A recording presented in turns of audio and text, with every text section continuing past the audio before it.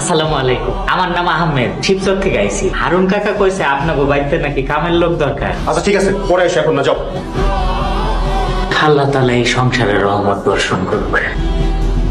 Hello Harun কাকা। হ্যাঁ কও হাসান। কাকা, আপনি না একটা কাজের ছেলে পাঠিয়েছিলেন? হ্যাঁ কেন পায় না হেনাই? কাকা আসছিল, কিন্তু আমি তাকে পরে আসতে বলেছি।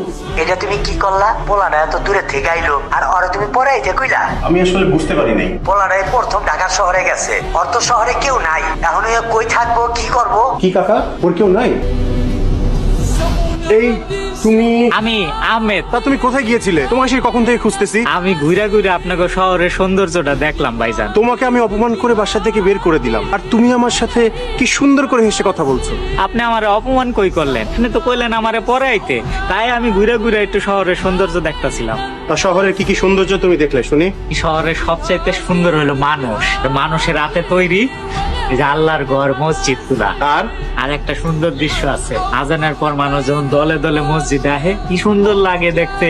আর মসজিদে নামাজ পড়তে এত মানুষ দেখা মনে হইলো শহরের সব মানুষগণ মসজিদেই।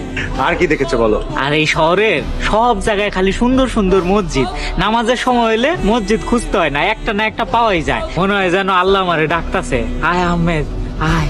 আসসালামু আলাইকুম। ওয়ালাইকুম আসসালাম। আমরা খুব চিন্তায় ছিলাম।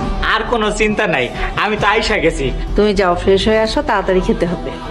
এখন থেকে তাহলে ঘরের কাজের লোক ডাইনিং টেবিলে খাবে? তোমার সমস্যা কি শম্পা? তোমার সাথে তো আর খাচ্ছে না।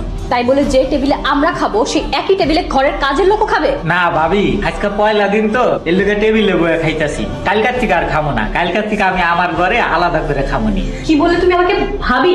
ডিসগাস্টিং, যত সব জঞ্জাল এসে জুটছে। আসসালামু আলাইকুম ভাই।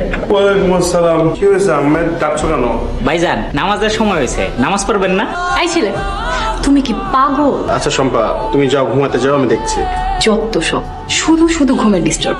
না, আমি ভাবলাম আপনারা মনে হয় নামাজ পড়বেন, এর লোকে ডাকতে আইছিলাম। আচ্ছা ঠিক আছে, তুমি যাও, তুমি নামাজ পড়ে শুয়ে পড়ো। কি ব্যাপার আহমেদ? না কিছু না, ওই ভাইজান রে নামাজের লোকে ডাকতে আইছিলাম। ভাইজান মনে হয় নামাজ পড়বো না। অসুবিধা নেই, চলো মায়ের আমি নামাজ পড়ে আসি। চলে। তুমি তো দেখছি সব দায়িত্ব বুঝেই নিয়েছো। নিজের মনে করলে দায়িত্ব বুঝা নেওয়া লাগে না, আপনা আপনি চলে আসে। ঠিক আছে, কাজ করো, ওইভাবে যাই। তো আপনি গিয়ে টেবিলে বসেন, আমি নাস্তা নিয়ে আইতাছি। আজকে সবজিটা তো চমৎকার হয়েছে। ডিসগাস্টিং। আহমেদ, আচ্ছা সুন্দর রান্না তুমি কোথা থেকে শিখলে? খাউনের দায়ে কইতে পারেন, পেটের দায়ে শিক্ষা লাইছি। আসসালামু আলাইকুম ভাইজান। ওয়ালাইকুম আসসালাম। আহমেদ, একটা কথা কি জানো? কি ভাইজান? তোমাকে দেখলে না আমার হিংসা হয়। শিক্ষণ ভাইজান, হিংসা হইব কেন? তুমি সারাক্ষণ এরকম হাসি খুশি কিভাবে থাকো, আমাকে একটু শেখাবে? হাসি খুশি থাকার প্রধান উপায় হইলো